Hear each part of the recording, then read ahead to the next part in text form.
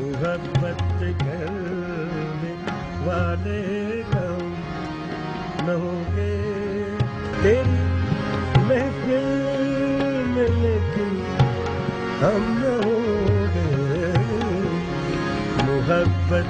ये और इस जैसे कई मकबूल गीत और गज़लें गाने वाले मेहंदी हसन का नाम और उनकी आवाज किसी तारुफ की मोहताज नहीं। मेहंदी हसन तवील अरसे से अलालत के बायस आवाज की दुनिया से किनारा कशी इख्तियार किए हुए हैं। फालिज के आरसे में मुब्तला होने के साथ साथ सांस की तकलीफ का शिकार भी हैं।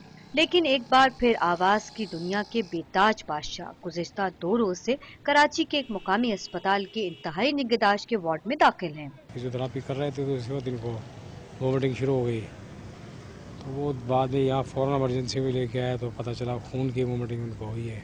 मेहंदी हसन के अहले खाना ने उनके मद्दाहों से खान साहब की दराजी उम्र और जल्द सेहतयाबी के लिए दुआ की अपील की है। हमारी पूरी फैमिली जो है, हम सब की पूरी कौम से अपील है कि वो खान साहब की सेहत के लिए, तंदुरुस्ती के लिए दुआ करें और अल्लाह पाक उनको जिंदगी दे, तंदुरुस्ती दे। शहंशाह गज़ल मेहंदी हसन बेहतरीन गायकी की वजह से न सिर्फ मुल्क बल्कि बैरून मुल्क भी मकबूल है। शहंशाह गज़ल को तमगाए हुस्न कारकर्दगी और अमीर खुसरो अवार्ड समेत दर्जनों सरकारी और गैर सरकारी एजाज़ात से भी नवाजा गया है।